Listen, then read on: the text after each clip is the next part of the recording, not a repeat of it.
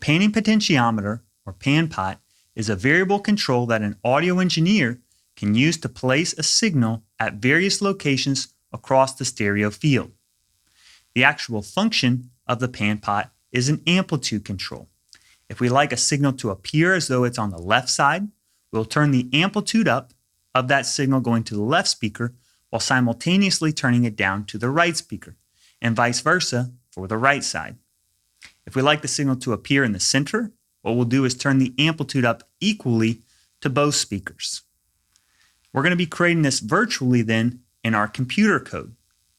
As a convention, we'll say that if our panning potentiometer has a value from 0 in the center up to positive 100, that means we're turning our virtual knob to the right. If we have a value from 0 to minus 100, that's the same as turning our panning pot over to the left. So what we need to do as programmers is interpret this value of our panning knob and turn it into the value for an amplitude for our left speaker and also for our right speaker. There are several functions that can be used to perform this transformation. Let's start out by looking at the most intuitive one, the linear panning function. Here I'm going to demonstrate how to create linear panning functions. I've already started the script here that I'm going to use in this video and also subsequent videos about square law panning and sine law panning. At the beginning of the script, I have some commands here just to import in a sound file that we can use to test and verify that our script is working correctly. The first thing we're going to add in here then is a new variable that's going to represent the user selected pan knob value. So I'm going to call it pan value. And here we are creating this variable to represent what would happen in a digital audio workstation if we had a user twisting a virtual knob to set the value, either panning the signal to the left or panning the signal to the right. So here I'm going to put in some comments about our convention that we use. So in a digital audio workstation, you'll commonly find that you can twist things up to a value of 100. So what we'll do is we'll say that our signal or our pan value can range from minus 100 up to positive 100. And here, if we have a value of minus 100, that represents panning completely left. And we'll say that positive 100 is panning completely right. And then we'll say that a value of 0 pan to the center. So here are some values that we can work with. And in fact, we'll try out selecting values in between negative 100 and 0, or 0 and positive 100. We should be able to select anything in that range. So to begin with, let's start out and say we have a pan value of 100. What does this mean? It means we want to have our input signal only in the right channel and none of the signal in the left channel. In fact, even more specifically than that, we want the entire signal, all 100% of its amplitude, to be in the right channel and 0 of it in the left channel. So that's going to dictate then how we're going to perform this linear panning. So this value is actually just interpreted to be a scaling gain value or an amplitude value for the right channel and for the left channel. So here we're going to say that in linear panning, we're going to have a variable now for the right amplitude, and we're going to have a variable for the left amplitude. And what we're going to do is multiply this number by our input signal for the right channel and multiply this signal by our input signal for the left channel. So when we have a pan value of 100, we should have a value of 1. That means 100% of the signal is in the right channel.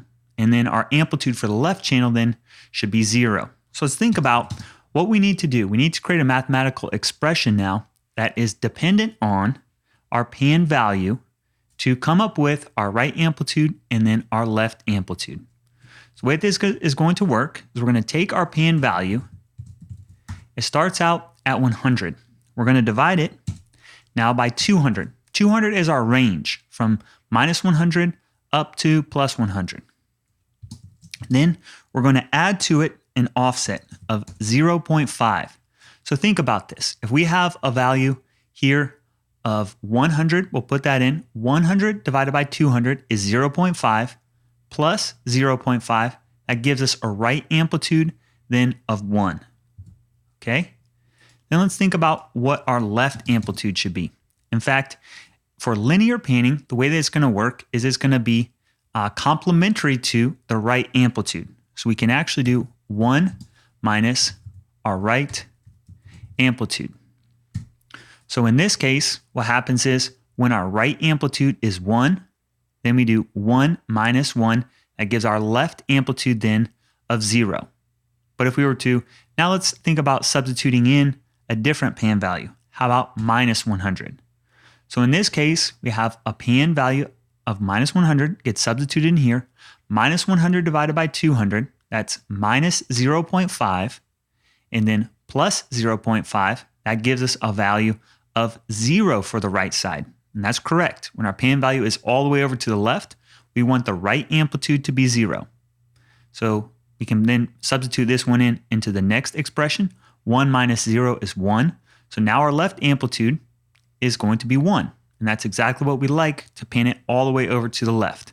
So these are the mathematical expressions then that we can use to set up linear panning. Now it's just a matter of multiplying these things by our input signal and setting them up to concatenate and create a stereo signal. So we'll say stereo signal is going to be equal to, now this is where we're going to put these two things side by side. So we're going to take the left amplitude, multiply that by our input signal, and we're going to concatenate that with the right amplitude for the right channel times the input signal. Now what we should be able to do is test this out. Let's use the command sound and put in stereo signal. We'll put in the sampling rate. Now let's test it out with different panning values. So we'll start out at minus 100.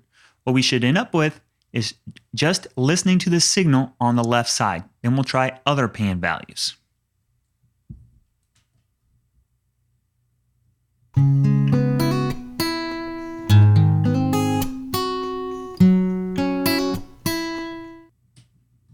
Now let's put in a value here of 0. So this should be panned directly to the center.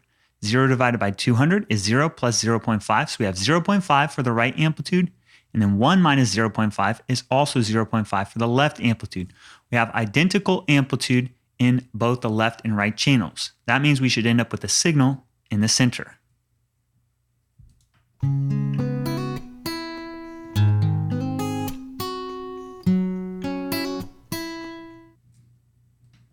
Now to try out something else over on the right, instead of 100, let's put in another value. How about 50? So in this case, the signal should be most of the way off to the right, but not entirely off to the right.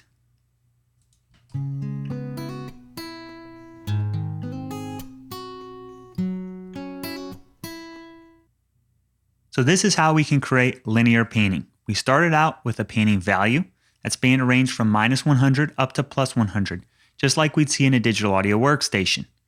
Then we calculated amplitude values for each channel, depending on that actual pan value.